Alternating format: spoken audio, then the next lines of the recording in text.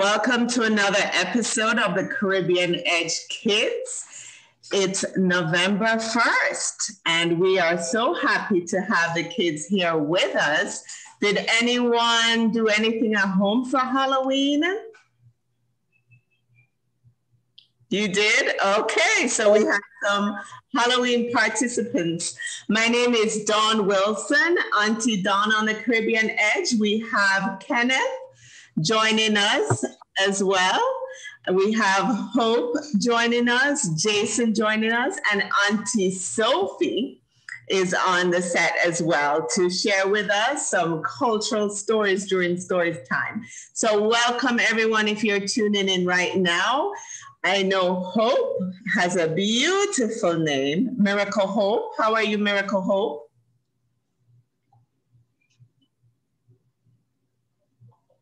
I think we lost connection with her. Are you there, Miracle? All right, so we're gonna switch over to Kenneth then. How are you, Kenneth, today? Good. Good, you're good. So what do you want to tell the viewers about yourself? My name is Kenneth, and I wrote my own book. And I wrote about I want to be a pastor when I grow up. So I wrote like what I want to be when I grow up. So how long ago did you write your book? And tell us what inspired you to write a book.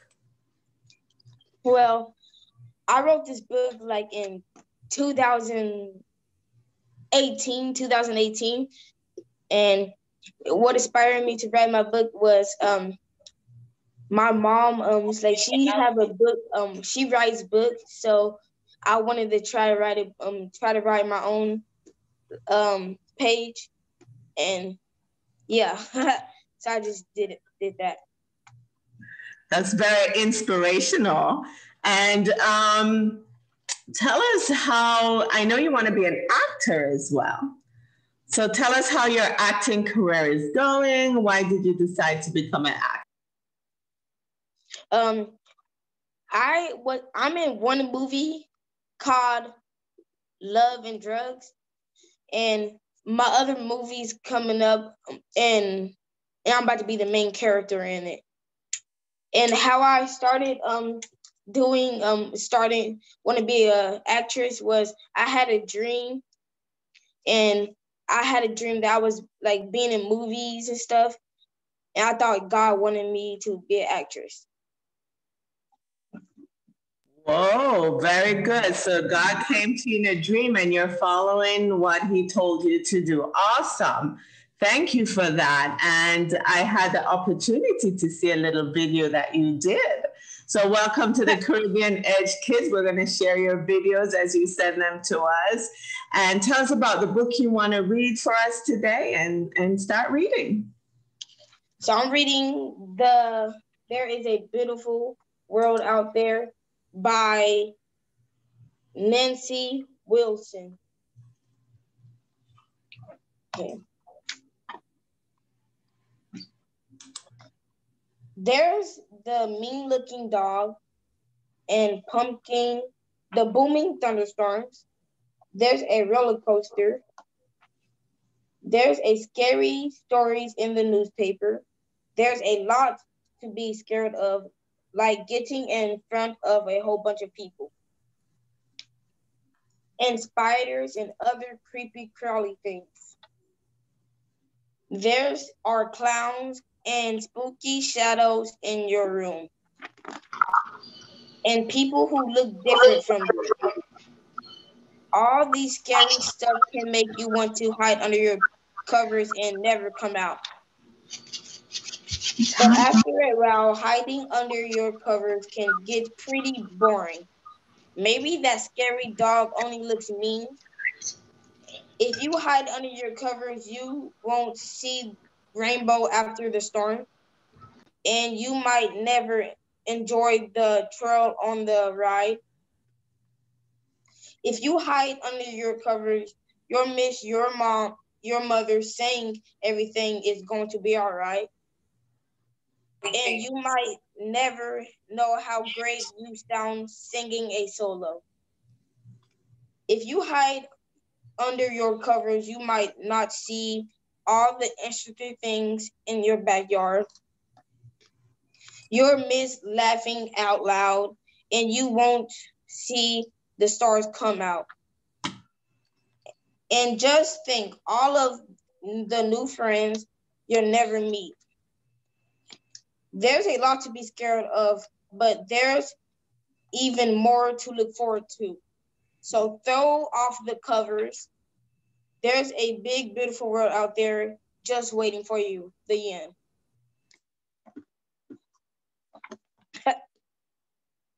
Thank you. Beautiful. That is so beautiful. Thank you for that book. Wow. So why did you pick that book today? Because I picked this book today because it was talking about stop being scared, and if you be scared, there's some stuff you won't never get to get to know and stuff like that. Yes, enjoy the rest of the world. We have to come out even when we're scared. Just take that step to come out, because there's a big, beautiful world out there with some amazing people just like yourself, Kenneth. So thank you for that beautiful book. I love it. And we're going to talk to you a lot more. How about you, Jason? Tell us about yourself.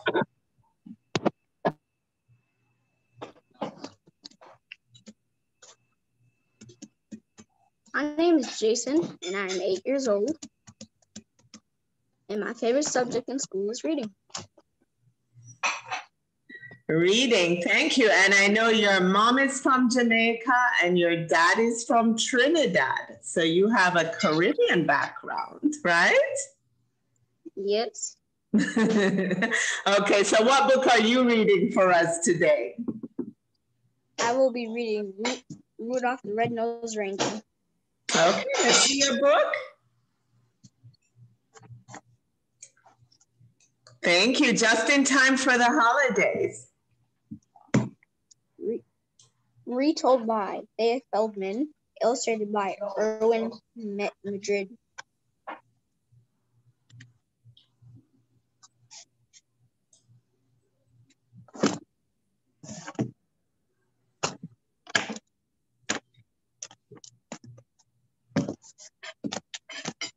One spring day in Christmastown, Donner, the lead reindeer who helped pull Santa's sleigh each Christmas, became a proud papa. Donner and his wife named their son Rudolph. Rudolph was different. Great bouncing icebergs, exclaimed Santa when he saw little Rudolph's small red nose glowing. If his nose continued to shine, Santa said Rudolph would never make the sleigh team when he grew up. Someone would surely spot them flying through the sky. Donner was determined that his son would be normal, so he put a cover over Rudolph's tiny nose and began to teach him all the things a young buck needed to know, like how to escape from the abominable snow monster, who hated everything to do with Christmas. One day of the annual reindeer games, Rudolph met Clarice, a pretty young doe. When Clarice said she liked him, Rudolph was so excited that he flew through the air with joy. Flying was exactly what Comet, the coach, was trying to teach the young reindeer. Everyone was amazed by Rudolph until his nose cover fell off. The other reindeer, except for Clarice, laughed at Rudolph and called him names. From now on, Comet said, we won't let Rudolph join any reindeer games. Rudolph went off by himself, feeling very sad. As he wandered off into the woods, he met an elf named Hermie. Like Rudolph, Hermie also felt as though he didn't belong. He was a toy-making elf who didn't like making toys. He wanted to be a dentist. The pair decided to be friends. They would run away and explore the world together. They hadn't gone far when they suddenly heard the abominable snow monster's terrible roar. "You must have seen your nose," cried Hermie. The two friends hurried away. Luckily, they soon met Yukon Cornelius and his dog sled team. Yukon was looking for gold, but he found Rudolph and Hermie instead. Unfortunately, Rudolph's glowing nose led the abominable snow monster right to them all. Thanks to Yukon's quick thinking, they escaped on an ice floe. The ice floe carried them to the island of Misfit Toys, a place filled with odd toys that didn't belong anywhere else. Had Rudolph finally found a place to fit in? Rudolph asked King Moonracer, the ruler of the island, if he and his friends would stay. The island is not for living things," said the king. "It is only for misfit toys." "Well, how do you like that?" grumbled Yukon. "Even among misfits we're misfits." Because Rudolph and Hermie knew Santa, King Moonracer thought they might be able to help the poor toys. "A toy is never truly happy until it is loved by a child," the king said. Rudolph promised that someday he would tell Santa about all the homeless toys on the island. The king allowed them to stay for one night and rest. But once Hermie and Yukon were asleep, Rudolph snuck away. He knew his friends would always be in danger from the monster with him and his nose around. And the abominable snow monster did follow Rudolph's nose.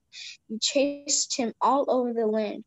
Though Rudolph always stayed one step ahead, but one day Rudolph realized he couldn't keep running forever. It was time to go home. When he arrived in Christmastown, Rudolph learned that his parents and Clarice were missing. Santa said they had been looking for Rudolph the whole time. With only 2 days before Christmas and a storm on the way, Santa didn't know what he would do without his lead reindeer, Donner. So Rudolph set out into the storm in search of his parents and Clarice. He found them in the cave of the abominable snow monster. The monster held Clarice in his clutches. "Put her down," Rudolph cried. The abominable snow monster did, and it went after Rudolph instead.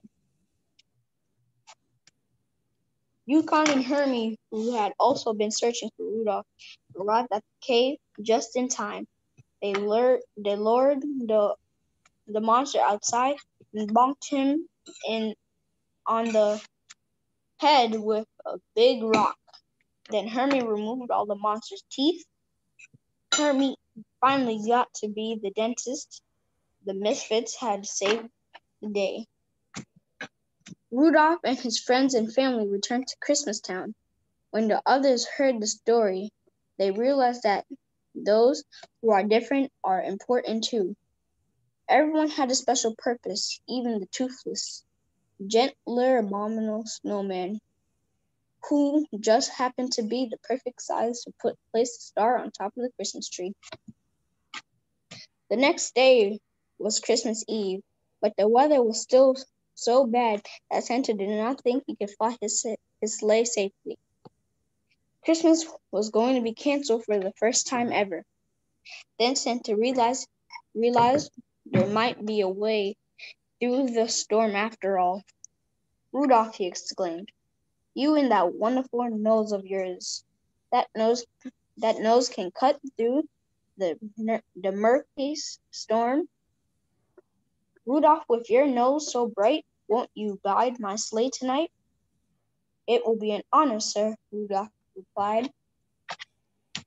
The sleigh was loaded, the reindeer were harnessed, and Santa climbed aboard. Rudolph took the lead, and the sleigh took off. First stop, the island of misfit toys, called Santa. Everyone had an extra Merry Christmas that year, and Rudolph went down in history as the greatest reindeer of all time. The end. Beautiful. Thank you. So tell us about your book choice today, right in time to start the holiday season. I love Christmas. I was born a few days after Christmas. Oh, so you'll be 9 soon, right? Yes, ma'am. Awesome, awesome. So what does that book mean to you, though? It meant that different, it meant like, well, people that are different should be treated the same. Yeah. They should be treated equally. Absolutely. It doesn't matter if you're different. You can do anything. You can do anything. Thank you for being such a great reader and inspiring other young boys as well. Both you and Kenneth rocking it today with your reading. We're going to do a little fun stuff today on the show, but we also have Auntie Sophie who is going to be reading for us. Looks like we got JayMarcus back on the screen. So welcome, JayMarcus. I think you're muted. Okay, so there you go. So what book do you have for us today, Jay?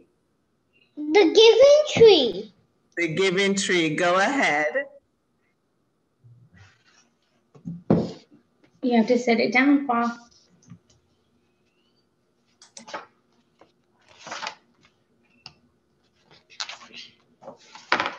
Once there was a tree. And she loved a little boy.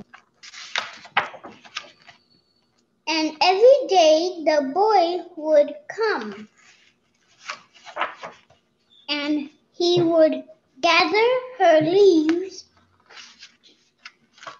and make them into crowns and play king of the forest. He would climb up her trunk and swing from her branches and eat apples. And they would play hide and go seek. And when he was tired, he would sleep in her shade.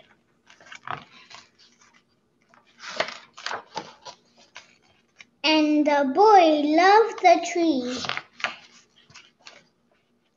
very much. And the tree was happy. But time went by. And the boy grew old. And the tree was often alone. Then one day, the boy came to the tree, and the tree said, "Come, boy, come and climb up my trunk and swing from my branches and eat apples and play in my shade and be happy. I am too big to climb and play said the boy. I want to buy things and have fun. I want some money. Can you give me some money? I'm sorry, said the tree, but I have no money.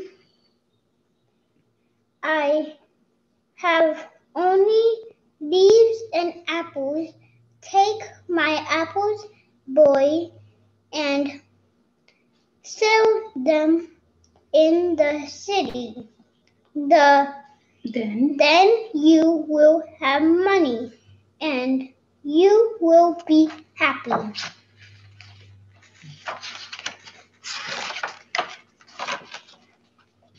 And so the boy climbed up the tree and gathered all her apples and carried them away. And the tree was happy. He said he can't climb up because he's too old. Really, liar. But the boy stayed away for a long time, and the tree was sad. And one day, the boy came back, and the tree shook with joy. And she said, "Come, boy, come, climb up my trunk and swing from my branches and be happy. I am too busy to climb up trees," said the boy. "I want a house to keep me warm," he said. "I want a wife and I want children, and so I need a house. Can you give me a house?" I have no house," said the tree. "The forest is my house, but you may cut off my branches and build a house, then you will be happy."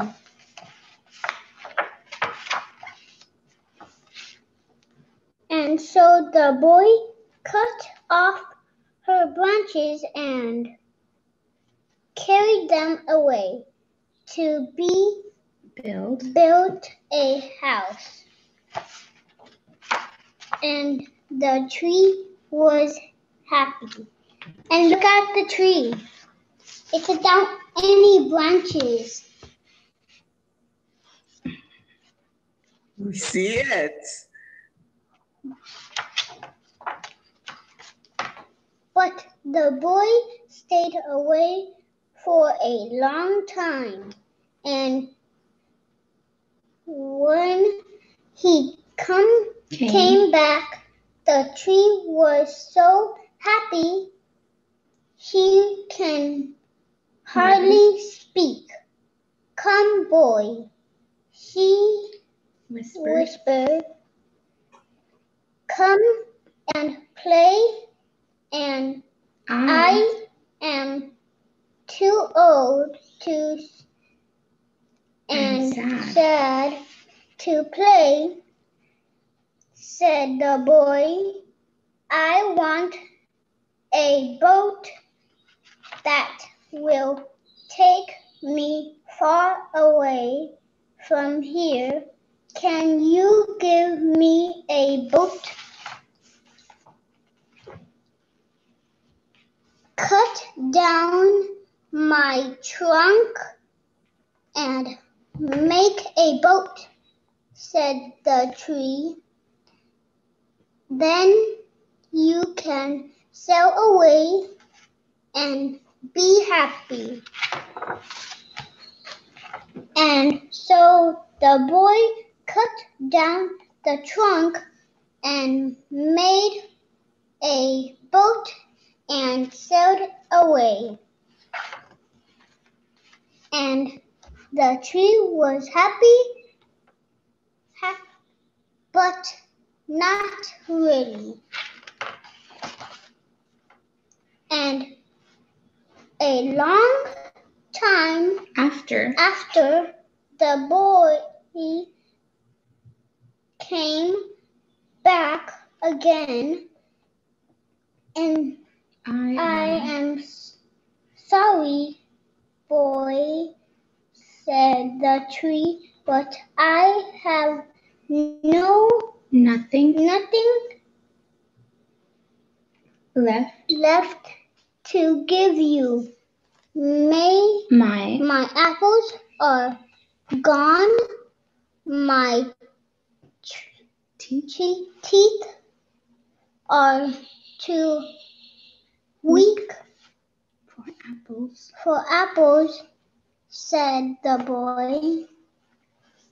My branches are gone, said the tree. You cannot swing on them. I am too old to swing on branches, said the boy. My trunk is gone. You can, said the tree. You cannot climb. I am too old to climb, said the boy. I am sorry, said the tree. I wish that I could give you something, but I have nothing left. I am just an old stump, and I am sorry. I don't need very much now, said the boy. Just a quiet place to sit and rest. I am very tired. Well, said the tree, straightening herself up, and as much as she could. Well, an old stump is good for sitting and resting. Come, boy, sit down and rest. And the boy did.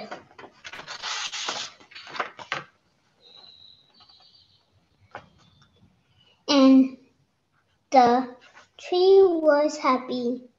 The end. That's it. Thank you, JayMarcus. What a beautiful book. Why did you pick that book, or what does it mean to you? To show people, like, to not just take, to like let somebody give you something or do something for it. Yes, and it kept depleting and depleting and depleting the tree, and then there was nothing more to give. So we have to give back in order to grow and nourish and not take, take, take. What an amazing book, and you're an amazing 7-year-old reader. Thank you, Mommy, as well, for being there. Took us back to memory lane when we're teaching our young ones to read as well. Thank you. So it looks like we did lose hope for our little young, the only girl reader we had today. So we're going to have her on another day. Sorry, Hope. Looks like she has some connectivity issues. So I'm going to break it up a little bit and teach you how to speak like a Jamaican. Just going to give you 1 or 2 words, and then Auntie Sophie is going to read for us. So one of the things we say in Jamaica is everything Irie. Who wants to try that? Everything Irie. Everything Irie. Jason, your face is so... So let's hear you, Kenneth. Everything Irie. Everything Irie. There you go. How about you, JayMarcus? Everything Irie. Everything Irie. Yes. Everything Irie just means everything's okay, everything's fine, everything's going to be all right, right? I see JayMarcus being shy there. So we're going to talk about, we're in the middle of a pandemic, as you know. So it's very important that you wash your hands. So the way we would tell you in Jamaica, as a Jamaican, we would say, picnic, go wash your hand. Sit up, they can barely see me. So say that. Who wants to try that? Picnic, go wash your hand. Try. You want to try them? Go ahead, Kenneth. Picnic, go wash your hand. Exactly. So it means child, go wash your hand. Picnic, go wash your hand. I think JayMarcus wants to try it. Go ahead, JayMarcus. Picnic, go wash your hands.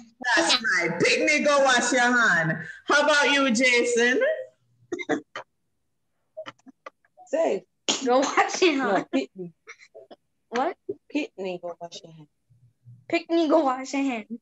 There you go. Jason, go walk around the house now and tell everybody, since you have a Jamaican mom. Picnic, go wash your hand. Well, your mom is not a picnic. You're the picnic. But you can say, Mom, go wash your hand. All right, so we'll go back to some Patwa in a little bit, but we're going to tune into Auntie Sophie, who is going to read for us. All right, boys and girls, are you ready for story time? Yes. All right, let me first congratulate the readers. Oh, look at Mr. JayMarcus with 2 thumbs up. Our little 7-year-old amongst us. Thank you, thank you, thank you. And we encourage you all to keep on reading. Well, today's story is about my favorite character. He's called Anansi. Okay, so for the new viewers today, I will tell you quickly who Anansi is before I start reading, okay? So listen up. Anansi's stories were originated in West Africa. They were brought to Jamaica. That's the island that I am from and that Auntie Dawn is from. And some of you have parents from Jamaica, but others have parents from other parts of the Caribbean. And they too are familiar with Anansi stories. So these stories were originated, as I said, in West Africa. They were brought to Jamaica and other parts of the New World by Ashanti slaves. And they were handed down orally through generations. So generation after generation, these stories were shared till they got to me, okay?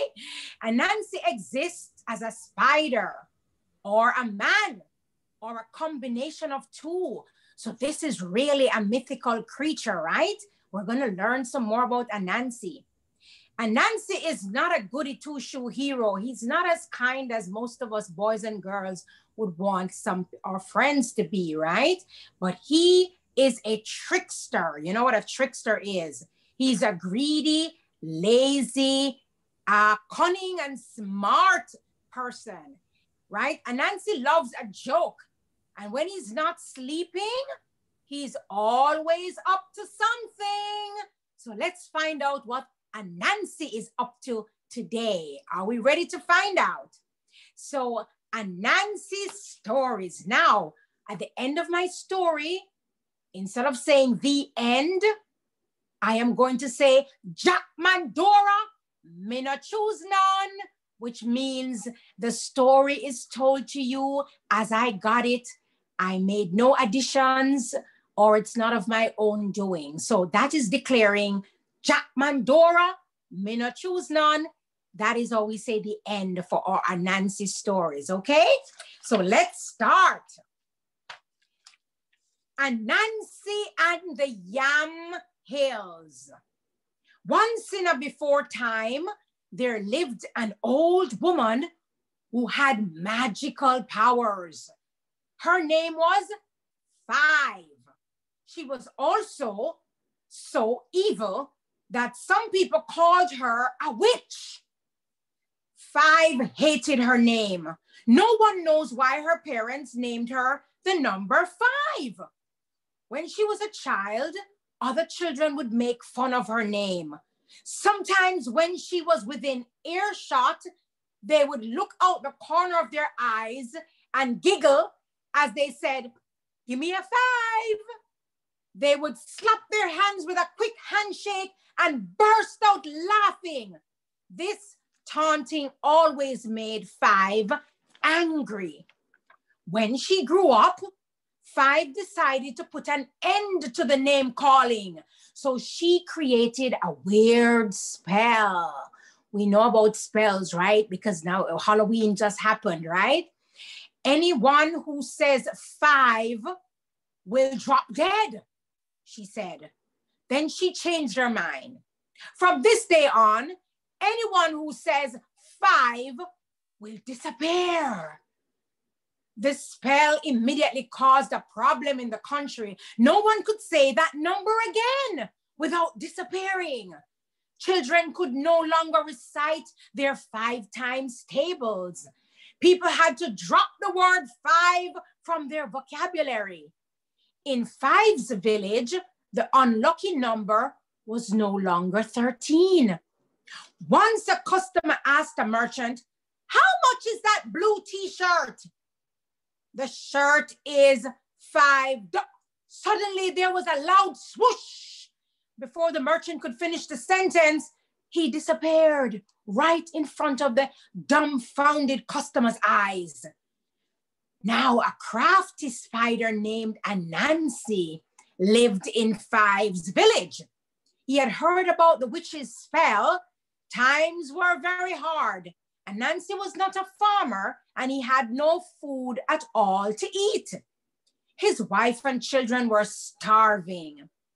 Since Anansi was small and not a very good worker, he could only rely on his brain to get whatever he needed to survive.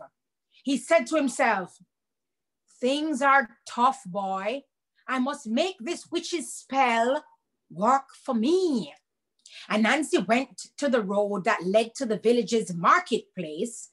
He chose a spot on the side of the road when everyone on the way to the market would pass. He could see them.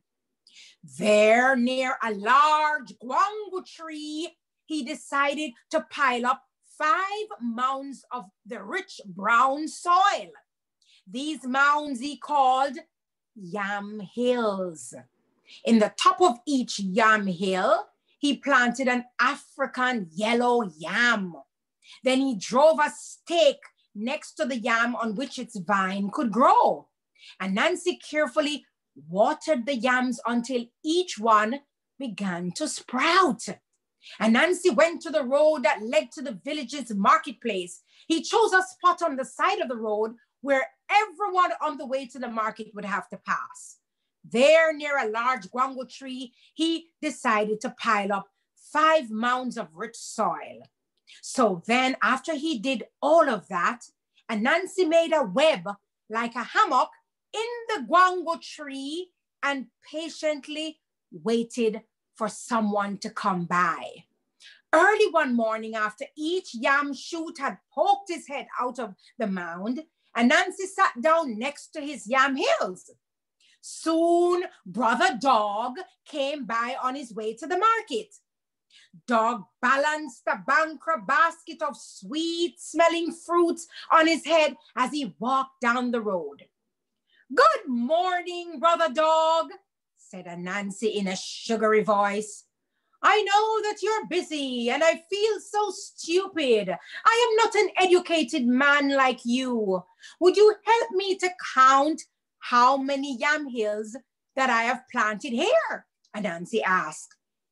"You should have gone to school to learn how to count," Brother Dog said grumpily as he walked away from Anansi towards the market. Anansi climbed up into the guango tree and waited. The next person to come by was Brother Bull. He carried a large basket of fruits on his head. "Good day, Brother Bull," Anansi said in a sad voice. "Could you just spare me 1 minute?" Anansi begged. "What can I do for you, Anansi?" Brother Bull asked. "I was a yicky and sickly child, so my parents did not send me to school. I never learned my ABCs. I planted all these yam hills. Can you help me to count them?" Anansi said. "But of course, Anansi," Brother Bull replied. "You have 1, 2, 3, 4, 5. Swoosh! As he said that number, Brother Bull disappeared into thin air. The basket of sweet, ripe fruits that he had been carrying on his head fell to the ground. Anansi snatched up the basket of fruits and rushed home to eat them all. For a long time, Anansi did very well, tricking some passerbys into counting his yam hills. He grew fat from all the baskets of food he had gathered. He had tricked brothers Turtle, Owl, Mongoose, Hare, Peeniwally, which is the firefly, and even the tough Brother Scorpion. Mrs. Guinea Fowl was a nice young mother of newly hatched children. She could not say no to anyone. She and her husband shared the chore of selling their produce in the village. That day, it was her turn to go to the marketplace. She loaded up her handbasket and headed for the market. As she got closer to the yam hills, Anansi was nowhere in sight.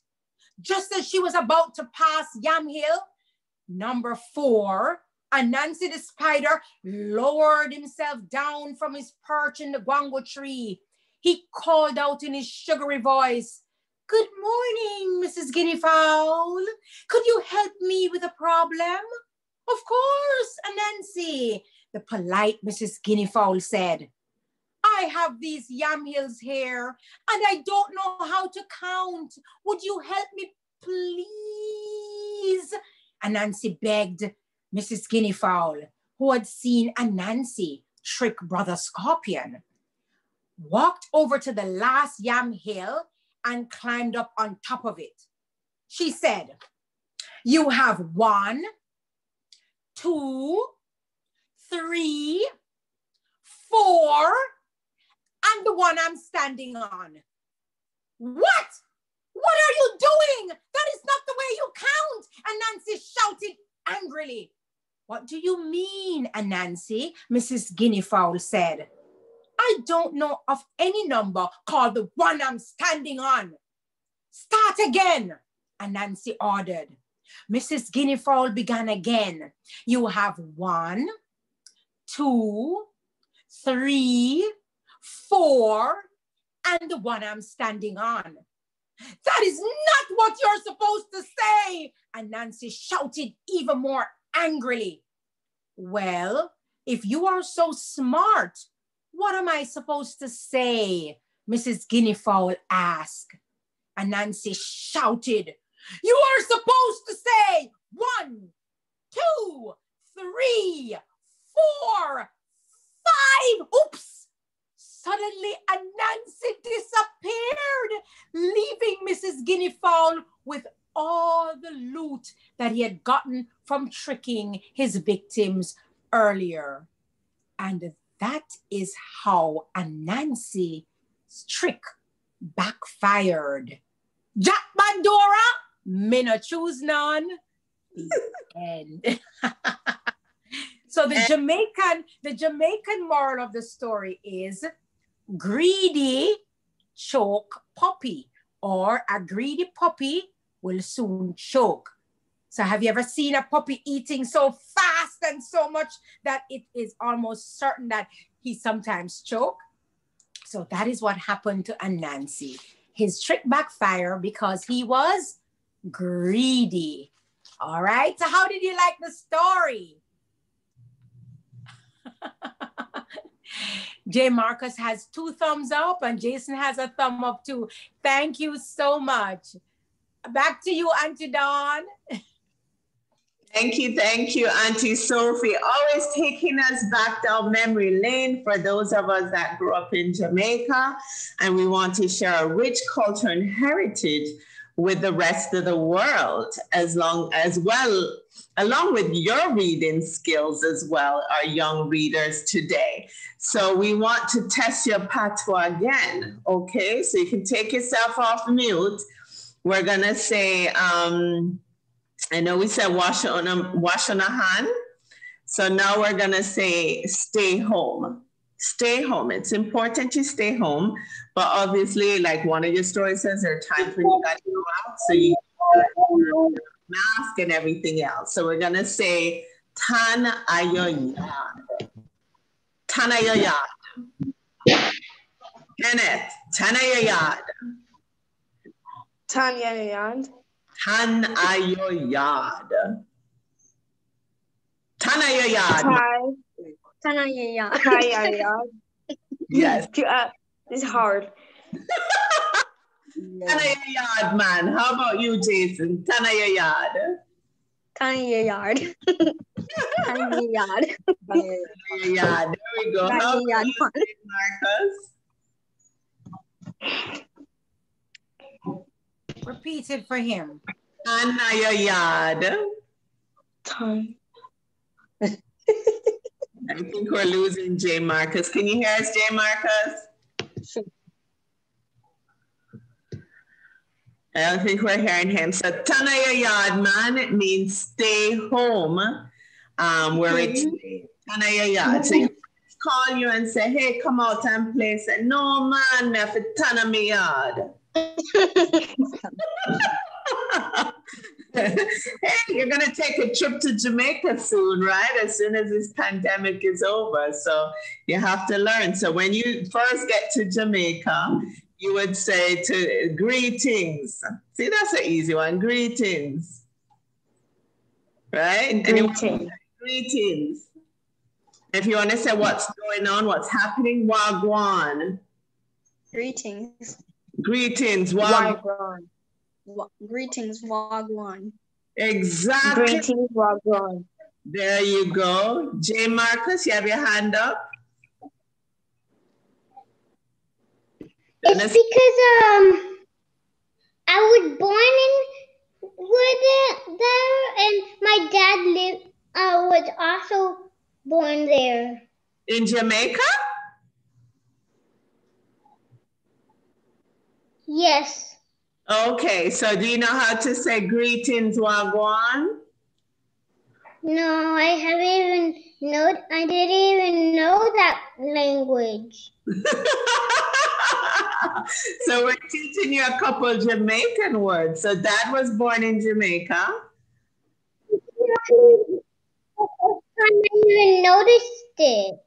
Oh, we're gonna have to teach you some words, okay? So we always say everything Irie. So if you want to say everything Irie, just say everything Irie. Everything's cool, everything's okay.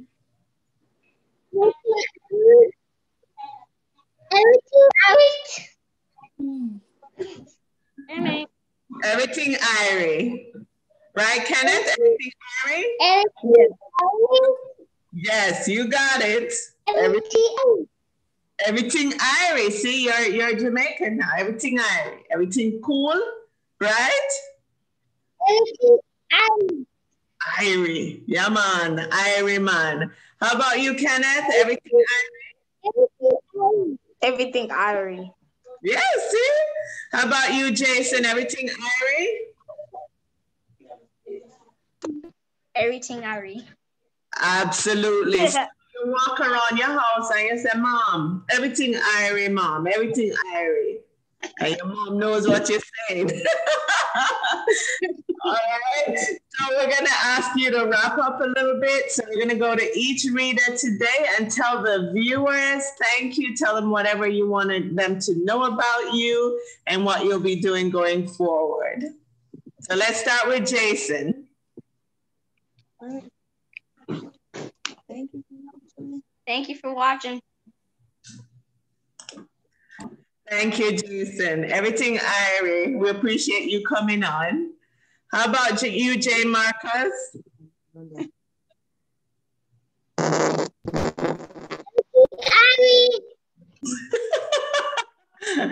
That's the new word, everything Irie. How about you, Kenneth? What do you want the viewers to know about you?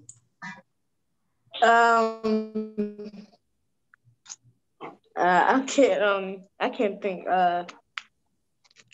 Just keep believing in yourself. Thank you for watching. Thanks for watching. Yeah. Certainly keep believing in themselves. You are amazing readers, and we thank you for coming on. We wish you all the best with your acting career as well, and we're going to keep up with you. Auntie Sophie? Yes, my dear. Oh, what a wonderful day again. Thank you all for joining us. Thank you, boys, for reading and sharing with our viewers. We appreciate you. And of course, as Auntie Dawn says, you're all motivating and inspiring other children. And I have to commend JayMarcus, thank you so much. I see that you have that eager desire to read, and you read such a big book. And I wanted a very big book, and I want to thank Mommy for helping. I see that Mommy is very instrumental in getting JayMarcus to read. So again, we encourage all the other parents to encourage your children and share with your children and read with your children. JayMarcus will never, ever forget the time he spends with Mommy reading. It's going to stay with him for the rest of his life. All the stories were quite interesting. There is a beautiful world out there. Thank you, Kenneth. Mr. Young Actor, we're going to watch your career. And of course, we have Jason reading, I would say, the story, the story of Rudolph the Red-Nosed Reindeer, and how he triumphed and how he was unique and how he became the star of the show and his journey. And The Giving Tree, that book, I am going to get that book and I'm going to hold on to that book. It has a lot of message. That's a big book for a little 7-year-old. Deep, deep messages. So thank you all for sharing again.